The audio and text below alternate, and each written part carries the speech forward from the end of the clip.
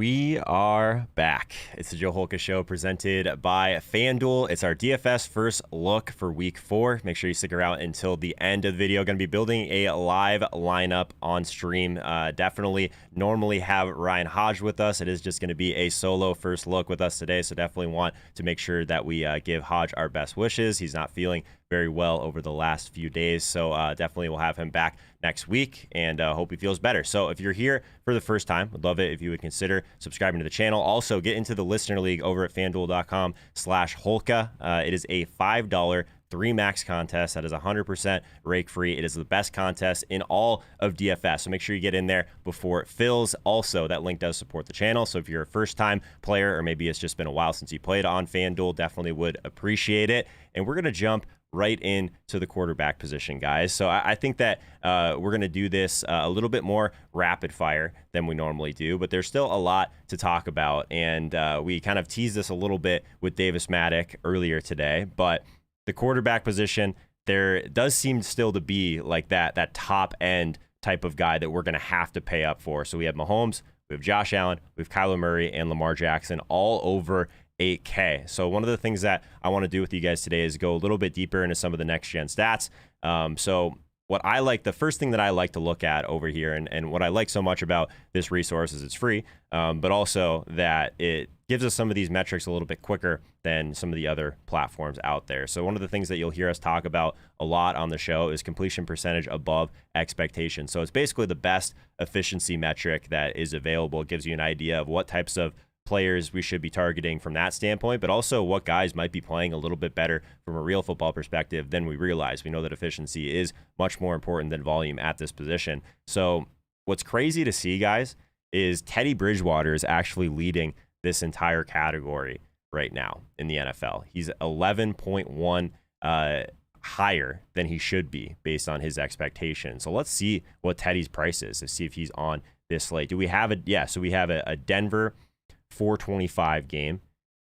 Teddy Bridgewater, 68K. 6,800, I should say. But we talked about this Baltimore defense. We just saw it last week. It is not itself right now. So Teddy's not someone that I really play a ton, but we talked about these cheap stacks being like a really nice kind of contrarian option at times, either if it's at the 1 p.m. slate and then you kind of take a shot early, or if you're in trouble, maybe this Denver stack ends up being something that we can pivot to for a little bit more of a contrarian feel if things aren't going right at the beginning. So I always want to kind of get an idea of where those guys are at. Obviously, you'll see a lot of familiar faces in this metric. Kyler Murray, Dak Prescott, Russell Wilson. These guys are going to be very efficient. Let's look at the other side of this. Justin Fields. That is not a good number, guys. Minus 20.5 completion percentage below expectation. So Fields, Wilson, Trevor Lawrence, we have 3 rookies on the back end of this metric, which is not great. So we'll keep that in mind. Tua, obviously the injury there, but Ben Roethlisberger, who has not looked good, Carson Wentz, Jameis Winston, like just gives you an idea of some guys that have not been playing well. The other thing that I like to look at here is average intended air yards. So which guys have been pushing the ball downfield. And Lamar Jackson, if it wasn't for just like two for sure drop touchdowns from Marquise Brown last week, Lamar could have just gone absolutely nuclear. So he is leading the league in average intended air yards. He's very expensive, but he might be worth it. He's 8K against Denver. So we were just talking about some of the other guys in this game. Maybe we end up going back to Lamar in this spot at Denver. He's 8K. He's expensive. I get it, but he's significantly cheaper still than Mahomes, Josh Allen. So it's something that I'm willing to be open to. Speaking of Josh Allen, second in the league in average intended air yards. So we just basically saw Josh Allen win a lot of people some money, but what didn't go right? It was all the Josh Allen to Stephon Diggs stacks. So maybe we go back to that against Houston, guys. I do think that if you wanted to go on the other side of this Houston game, I'm sure there's going to be some guys we can talk about, but namely Brandon Cooks. I'm curious his price before we even get to wide receiver. He's 6,900, so he's definitely expensive. It's definitely expensive. Let's see where Diggs is at now after kind of a little bit of a flop. Diggs is still 8K, so you got to pay up for him either way. But I definitely think Josh Allen squarely in play. We've seen these guys that have the, I would imagine this spread once FanDuel Sportsbook comes out with it, it's going to be pretty heavily in favor of Buffalo at home against this Houston team. So I'm not as worried about the blowout factor because I think if it gets to that point, we know it's going to come through Josh Allen. He's one of those guys that definitely just market share of just total touches and touchdowns in general. It almost always is flowing through Josh Allen. Russell Wilson, Aaron Rodgers, a lot of these guys still popping an average intended air yards, so I definitely think that they're going to be back in play. As far as pass attempts go, like Tom Brady and Derek Carr from a volume perspective has just been pretty crazy, honestly. Let's see, we don't have Tampa Bay on this slate, so we won't have to worry about the Tom Brady debacle in this one. Obviously, he's on Sunday night, so that'll be one that'll be fun to watch, but not one that we'll have to talk through on the main slate. Kyler Murray against the Rams, 8,200. Interesting. We're not getting much of a discount on guys like Jalen Hurts either, but Dak all the way down at 7,700 stands out a little bit. And what do we do with Ryan Tannehill? He's 7,500. He hasn't been pushing the ball downfield, though, guys. Look at this. 8.3 average intended air yards around guys like Mac Jones, Joe Burrow. It is interesting. He was kind of middle of the pack as far as efficiency. But another guy that I think I'm still willing to buy low on, and that is a price tag that definitely stands out to me. What else we have down here? If we wanted to go all the way down, it gets gross pretty fast. Justin Fields, 6,400. It gets gross down here, no doubt. If we were to, I think Teddy is the cheapest guy that I'd be considering. And mostly just because I think this game could go back and forth a little bit, and I don't think that Baltimore's defense is very good. Daniel Jones, tough spot against the Saints. Yeah, I think the cheapest guy, at least kind of on my first look here, that I would go down to would probably be Teddy. And a lot of it has to do with just how efficient he's been this year. I'm not willing to just ignore that. You know what I mean? Davis Maddock, Fields the ultimate puke play. Yeah, no kidding, man. But dude, he is so cheap. I don't think I can stomach it personally. But 6,400, that is insane. If you wanted to stack it up, let's see what the prices are. See if we got any discount whatsoever on A-Rob. A-Rob's 6,400, so that's interesting. We'll talk a little bit more about the wide receivers in a second, but let's walk through running back. DeAndre Swift, his price has gone up a little bit, 7,700, but all the way at the top, Derrick Henry has broken that 10K threshold. And it's probably worth it, man. We haven't seen Henry like have the role through the air that basically he's had recently, right? Like this is crazy for him. Like I think that Davis, I think you mentioned it on our segment earlier today that we haven't seen him reach these kind of target numbers over the course of like weeks and weeks and weeks, and we're only going into week 4, and he's averaging what, like 4 targets a game? We'll take that. Just get the ball into the big dog's hands a little bit more often. Obviously, the spot against the Jets, 10-2. I'm sure there's, at least from a FanDuel perspective, I would imagine there's still going to be enough value to make this work. But yeah, significantly more expensive than Alvin Kamara behind him at 9K. Najee Harris all the way up to 8,200 after that crazy performance we saw last week. Definitely the outlier. I don't expect him to get 19 targets ever again. Or maybe Ben is just completely done, and that's something we should get used to with Najee. Definitely interesting. We'll keep an eye on McCaffrey's hamstring. I haven't heard anything come out about that since. He looks like he didn't go to the IR, though. So that's interesting. So looks like he could return in under 3 weeks. So no CMC for now. Why would they price him at 8K? It's just weird. Anyways, let's see if anything else kind of stands out here. DeAndre Swift all the way up at 7,700. Aaron Jones, 7,400 in this matchup against Pittsburgh. Chris Carson finally priced to a point where I can start to ignore him. That feels good. Carson, like we were just looking at Derrick Henry's target numbers, and man, Carson he has these games where he just completely disappears. But I don't know. Still last week, 12 rush attempts, 2 targets. It's fine, but it's not a $7,300 player. Zeke all the way down at 7K. Interesting. Against Carolina. A Christian McCaffrey-less Panthers team. Interesting. Madison, 6,800 if we don't get Dalvin again this spot. we'll have to see what happens with Dalvin, right? Like that ankle, it looked like he wasn't even close to playing last week. But we'll see. Madison looked pretty good. I'll take the L on Madison. There's been times where you've seen Minnesota just not completely give away that whole Dalvin Cook role. But Madison looked pretty good. He looked like he had some juice. 26 rush attempts, 8 targets. Like that's the Dalvin Cook role right there. Here you go.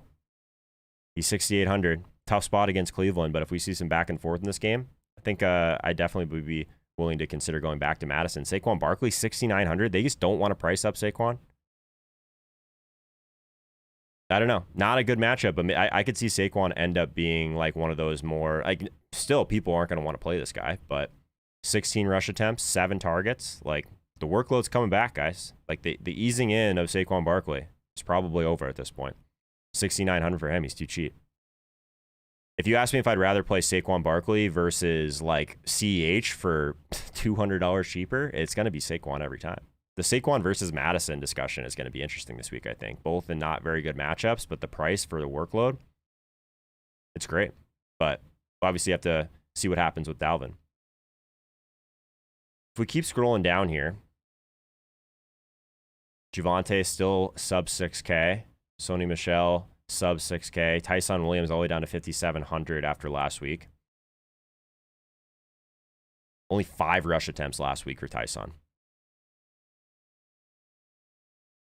So I think those would be like the main kind of lower end guys that stand out. But Zeke at 7K still seems like a decent opportunity. We'll see what happens with him on Monday Night Football. Antonio Gibson, 7,100. What was his price last week? 7,100 seems like a decent price for him still. But not crazy workload out of him yet. He's like another guy that I think I'm going to end up just being kind of stubborn on.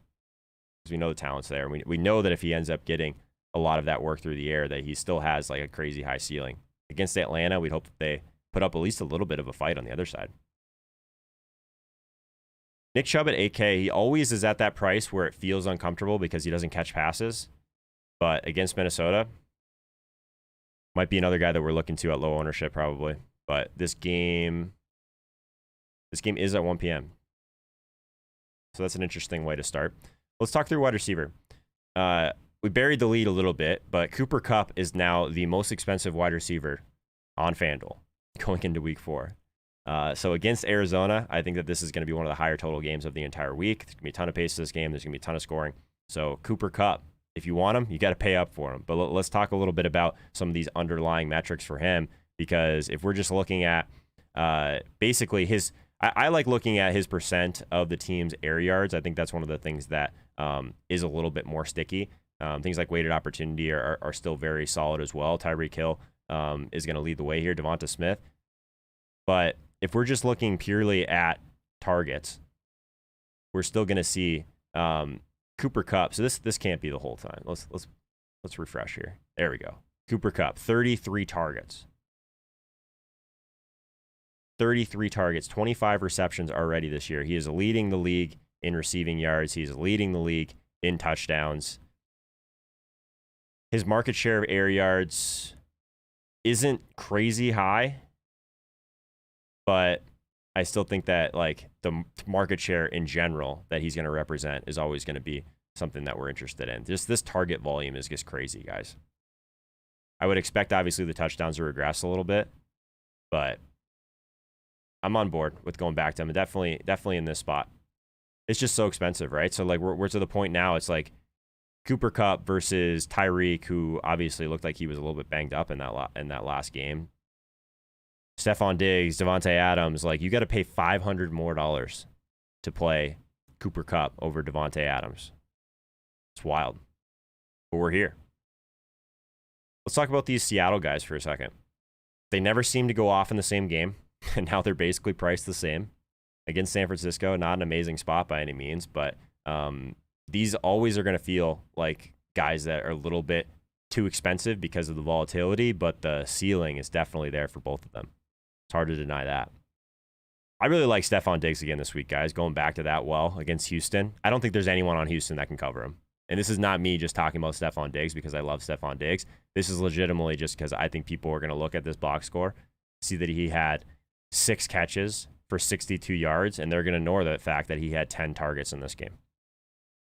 So better times ahead for Stephon Diggs. You are not going to get a discount here. The matchup is probably a big part of that. But 8K for Stephon Diggs, I think he's going to be a big-time priority for me this week. What else we got here? What stands out a little bit? Let's go back to these market share numbers here. So Brandon Cooks, we talked about on the other side of this game. But Brandon Cooks at 6,900, he is still severely underpriced. All this guy does is smash, and for whatever reason, he just hasn't stuck on a team for a significant amount of time. Maybe they think he's expendable. But down here, if we're looking at guys like Deebo Samuel, Julio Jones, Cook's in a high volume situation against Buffalo, probably going to be in solid game script as well. I think Cooks at 6,900 is really solid, especially in these Diggs stacks or these Josh Allen stacks. We'll have to keep an eye on A.J. Brown and that hamstring. Yeah, obviously didn't return in this game. Really tough to see that A.J. Brown, I guess, shares go down with an injury last week, but I still thought he was a great play. Terry McLaurin, 7,100. Calvin Ridley, 7,200 in this game. So my first inkling is that people are still going to go back to this, even though this Atlanta team just hasn't really done it for us yet this year. But the price tags are up there, right? So if you ask me if I would rather have Terry McLaurin or Calvin Ridley versus trying to get up to that next tier, I still want to try and get up to Stephon Diggs. Is at least my initial feeling on that.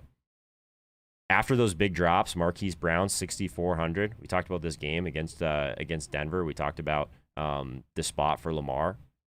Marquise Brown could have just had an absolute crazy performance in this one. In terms of Calvin Ridley, though, still third in the league in terms of his percent of the team air yards. So at least he has some of those underlying metrics in his favor. What's Jamar Chase's price now? Oh, we don't have Jamar Chase on the main slate of this one. Okay, interesting. Oh yeah, I didn't even see Mixon at running back. That makes sense. But Devonta Smith is someone that we haven't talked about yet. I think that this KC and Philly game is going to be an interesting one. Talk about being way too cheap. 5,900.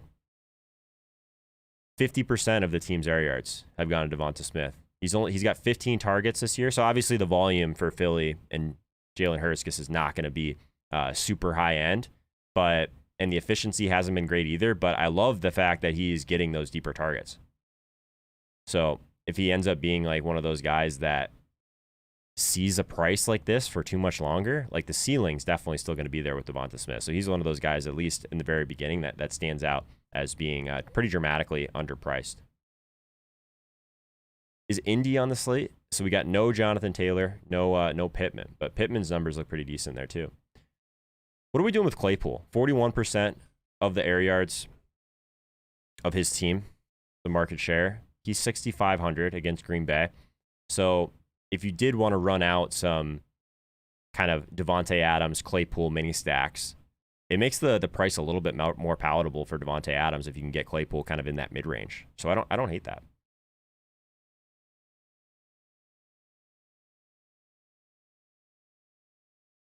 Allen Robinson at 6,400. We talked a little bit if you want to go back to the well with Fields and A-Rob, Fields is 6,400. Allen Robinson is also 6,400. You can basically build whatever you want if you go with that cheaper stack. I don't know if I'll have the stomach for it, but it is there. So we'll talk about it. Robert Woods, 6,200. Sterling Shepard, 6,100. A lot of these kind of mid-range guys are interesting, but I think Devonta Smith is the one that stands out the most in this range. Emmanuel Sanders, again, is this cheap. So if you did want to go back to the well with these Josh Allen stacks, I've heard worse ideas.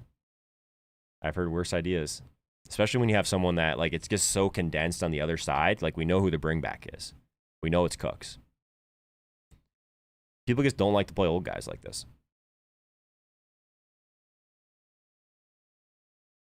I'll ask you guys, chat. Is there anyone else that really stands out to you guys so far? KJ Osborne, 5,300. Are we going to go back to this well? Only 2 targets last week against Seattle in an up-tempo game. It's not great. Rondale Moore, 5,300. This is wild to me. I get it, just 2 targets last week, but the volume was just, I mean, the role that he was seeing where, I mean, Nuke just doesn't look right either. We talked about Tyreek Hill not looking quite right. Like, Rondale is another one that just insanely underpriced at 5,300. We've already seen the role. Like, he's a 6K player on FanDuel, minimum, in my opinion. If you want to get weird with these Chicago stacks, probably could just add Darnell Mooney to that as well. But you're going to have to deal with these type of efficiency types of things when he's going to be seeing those deeper targets. Quentin Cephas, 5,200. I'm probably not going back to that well. What else am I missing here? These Dallas guys. So CD Lamb still for 41% of the market share of areas for CD Lamb. What was his price?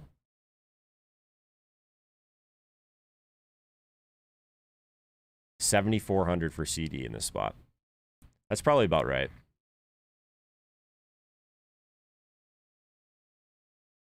Probably about right.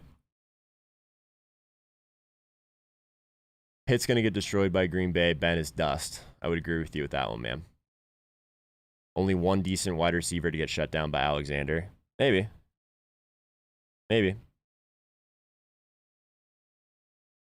Maybe it is Claypool. I do like the price on him, though. Tight end, Travis Kelce is 8,200. Look at the price discount we're getting at this next tier, though. Remember how the start of the year we had basically Kelce, Kittle were basically back-to-back on pricing? Now there's a clear tier gap between Kittle, Hawkinson, Andrews, and then Kelce. That's probably right.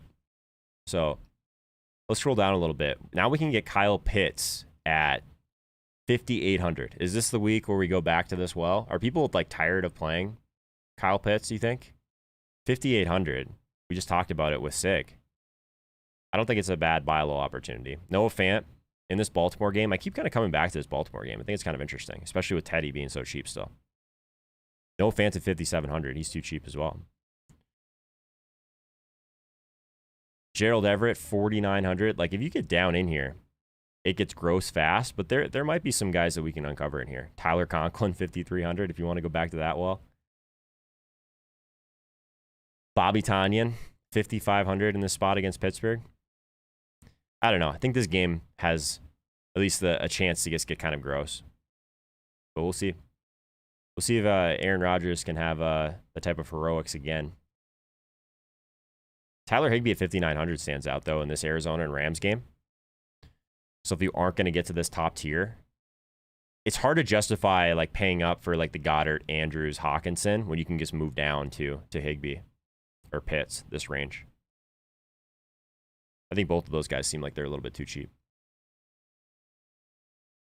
Ben had 19 passes behind the line of scrimmage, and the Bears had 47 total yards on offense. Yeah, I'm with you. Doesn't seem like the best idea. Quick peek at defense here. Obviously, early in the week, I kind of want to see how ownership shakes out with some of these teams. Buffalo's all the way up to 5K against Houston. Interesting. Let's scroll down and see if we have anything down here that stands out. We got Vikings against Cleveland. I'm trying to think of like who would be the cheapest defense down here that I would even consider. It's kind of gross down here for right now. Carolina at Dallas. Pass attempts is kind of what I'm thinking on the other side. Atlanta against Washington. Yeah, maybe Carolina against Dallas would be the first one that I would consider just because we know Dallas is going to throw. But yeah, it's not great. I do think this Carolina defense is a little bit underrated. They do bring pressure. Very interesting. So what do you guys think? Should we build a lineup here? Is it time? Let's do our first look lineup. I do wish we had Hodge with us, but make sure you guys check out FanDuel.com/Holka. Get into the Listener League. 3 max tournament, $5 buy-in, break free. It's definitely one of those ones you got to prioritize. So let's build this. Let's do like a little bit like of a bottom-up type of build here. So like the cheapest guys in first, and then we'll see what we can upgrade. So we talked about Teddy just being probably the cheapest quarterback that I would consider. We'll move in and we'll go Carolina at the cheaper side of things. Tight end, the cheapest guy that I was kind of considering. I still think that if you wanted to go to Everett, it just feels gross. I probably don't want to get past this like no Fant range, so we'll get a little bit of correlation with Fant and Teddy. The cheaper running backs that really stood out, I do think that it was like Saquon and Alexander Madison. We'll see. I probably won't put Madison on this team. Oh, we do have Jonathan Taylor on the slate. What was I talking about? 6,600 for Jonathan Taylor. 3 targets, 10 rush attempts. Like, the volume hasn't been crazy for him.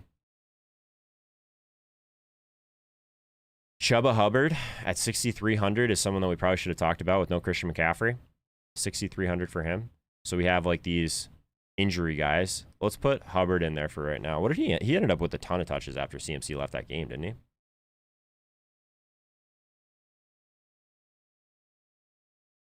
How do you spell this guy's name? There we go. Hubbard. Chuba Hubbard. 11 rush attempts, but he got 5 targets through the air. So yeah, I like that quite a bit. So those are some cheaper options that stand out for sure. At wide receiver, I do kind of want to make this Diggs thing work with Cooks. Who else do we talk about being like way too cheap down here? Oh, we had like the Emmanuel Sanders at 5,800 if we wanted to go back to that. We also had Rondale, way too cheap at 5,300. Put Sanders in here too. So what can we upgrade? So if we wanted to upgrade quarterback, I do think that potentially Josh Allen is back in play this week. So let's move back to Josh Allen here, since we got Diggs and Sanders in for now as our little bit of a placeholder tournament team. So we have 2,900 to upgrade here. If we wanted to upgrade to Kelsey, we could, which I don't hate. So we got a decent amount of volume secured with Saquon and Chuba Hubbard. We have Josh Allen to Stephon Diggs to Emmanuel Sanders, bringing it back with Brandon Cooks. Rondale Moore one-off, too cheap at 5,300. Travis Kelce, 8,200. And then if we really wanted to upgrade our defense, now we could get to about 4,100. At that point, we could just jam in the Cardinals against the Rams. A lot of pass attempts for the Rams on the other side, which I don't hate. Could play the Miami defense against Indy, or Washington against Atlanta.